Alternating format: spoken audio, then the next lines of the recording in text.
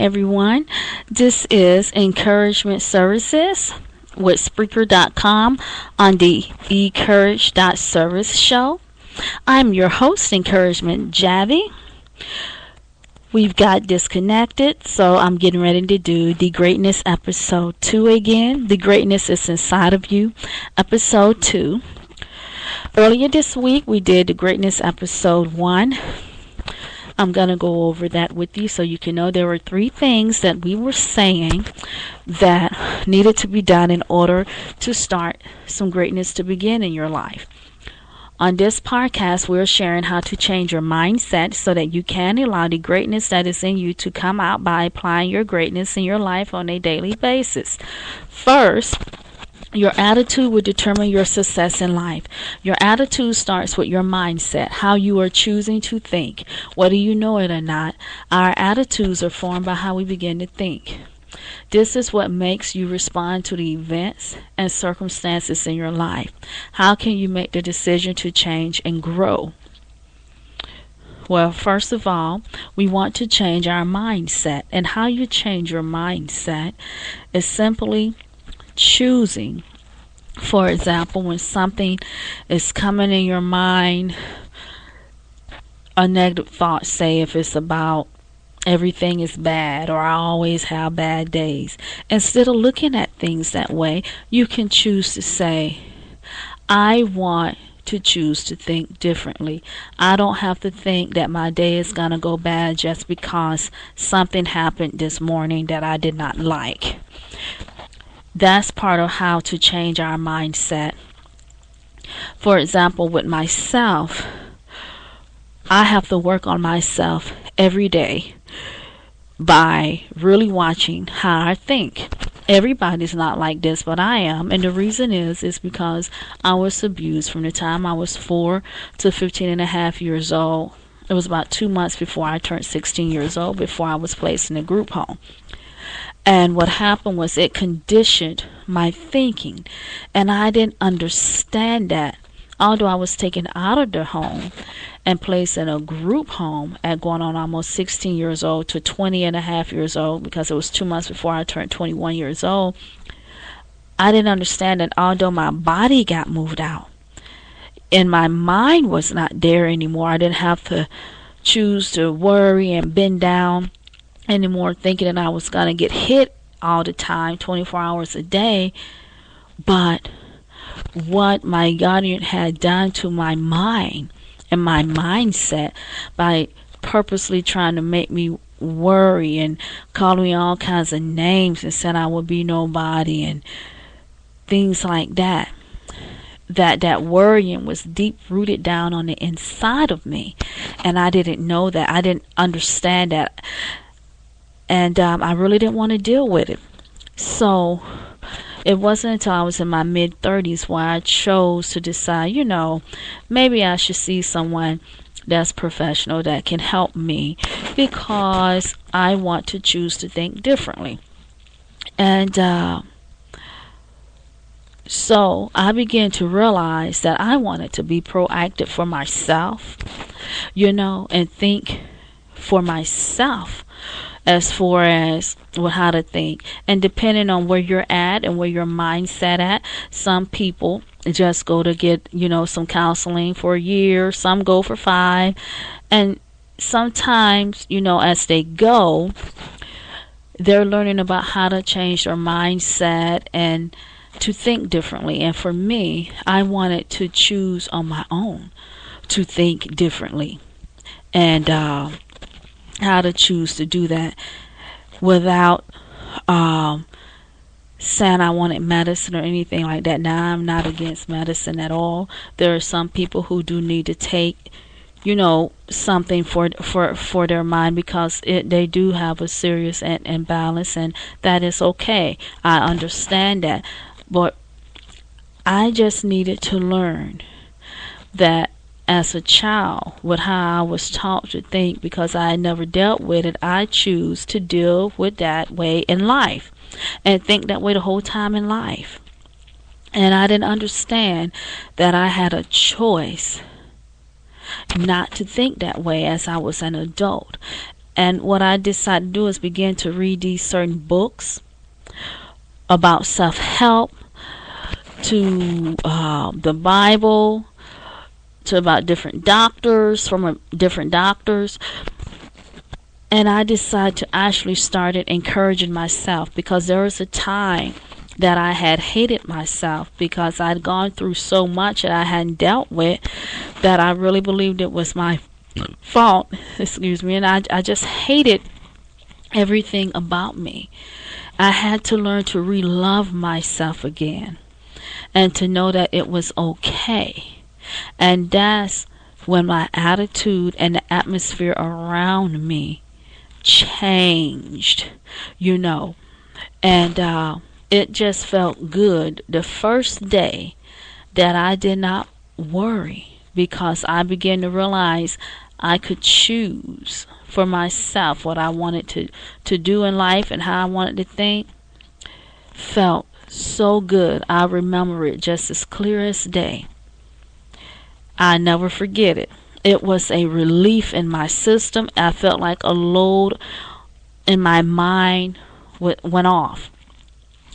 So, for example, Proverbs 12:25 said, "Anxiety in the heart of man causes depression, but a good word makes it glad."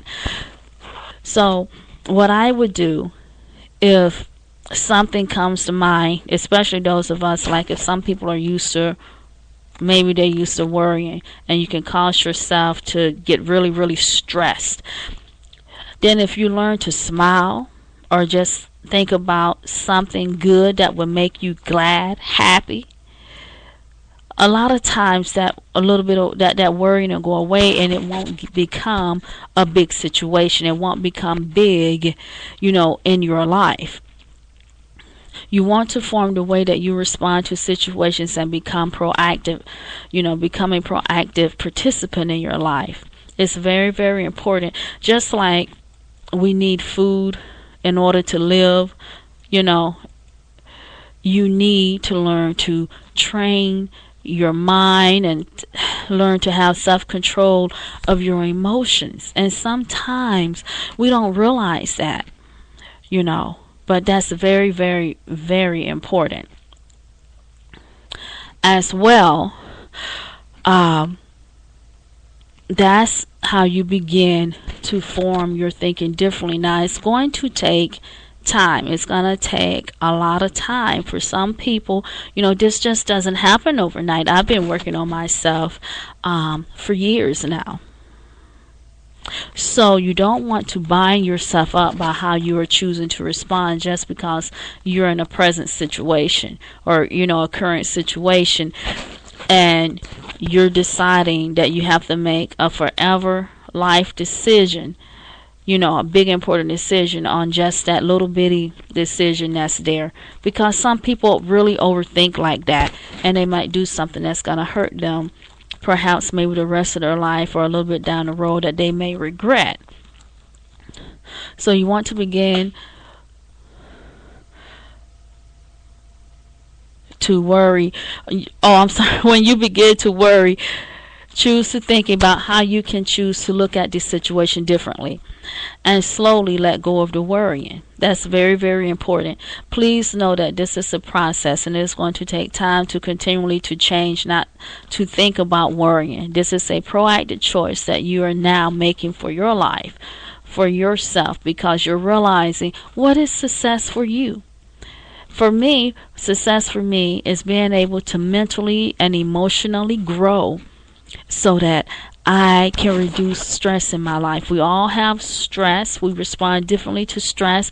Stress is not going to go away, so we have to learn how to deal with it in a healthy way. And a lot of it comes with our mindset and how we're thinking. And as you do this, you can begin to have a different type of attitude because the atmosphere of your mind is changing. You have the freedom to choose how you want to associate things with your mind, what movies you want to see that's going to help it grow, what books you want to read, whether you want to look up something encouraging on websites to help you, it's very important to grow and nourish your mind so that you can keep it in a state where you're not constantly, being negative or around negative people, because who you are around can influence you greatly. That's very, very, very important. Because a person who has a negative mindset, sometimes they can just lead you astray. You'll find yourself doing things that you would have never done before. You could be talking and be happy and say, oh, I'm getting ready to go to so and so, or I'm doing this with my son, and they might say, do you really want to spend all that time with your son? Aren't they growing up? Aren't they old enough to do this and do that? And it doesn't necessarily mean that it's all negative. They might be old enough, yes, but if that's on your heart and you know your child and that's what you want to do, you have to be careful when other people implant little seeds in your mind like that, because you want to be able to think for yourself. You can be open to listen, but you want to, when it boils down, make your decision based on how you want it to, so that you won't regret, okay, did I make this decision regarding this because of that person or because of what was in my heart? It's very, very important, because some people who aren't happy, they just want to control everybody and tell other people what to do because it makes them feel good. You got to make yourself happy, and this is how you do it. It starts with your mindset, the attitude, and your atmosphere. That's very, very important. So if you want to achieve goals in your life and success, it all starts in the mind. And remember, please, you got to accept full responsibility for how you're choosing to think and to be prepared to protect, your mindset. It's very, very, very important how you shape your mind, because how you're shaping your mind and how you're thinking creates an atmosphere for in your home and your attitude in life in general. Now, that was episode 1 about greatness. For episode 2 is forgiving yourself. But we need to go through the steps of greatness for episode 1, which is, it begins with the mindset, your attitude, and your atmosphere, because your mindset will create your attitude and atmosphere. So now that you're going to get the attitude and the mindset and atmosphere together, the next 2 steps is forgiveness. You learn to open up your heart to forgive yourself for whatever it was that you've done, and you want to truly repent of it, and let it go. Don't continue to let stuff bear you down where you feel so bad about it, because God is love. He don't want you to continue to feel bad about it. Let it go.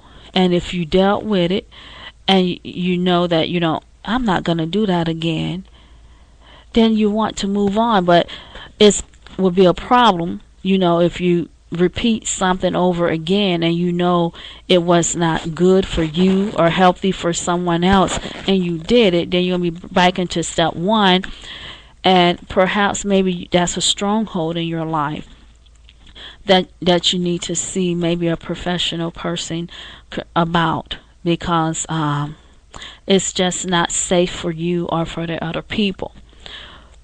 So please know that freedom to choose to forgive is very important. And then what you want to do, if you remember how people hurt you, you got to remember how you hurt some people. And if it's safe, you want to be able to talk to that person or email that person or call that person. If it's safe and there's no hidden agenda there, and you know that person is not going to try to hurt you, you want to apologize to them and let them know, listen, I shouldn't have done this to you or said that. I'm sorry. I was out of order. I ask that you forgive me. And it's okay. If they don't forgive you, it's okay. It's about you getting your heart right to have your mind set correct it so that you can go on with your life. Let them do whatever they want to do with that.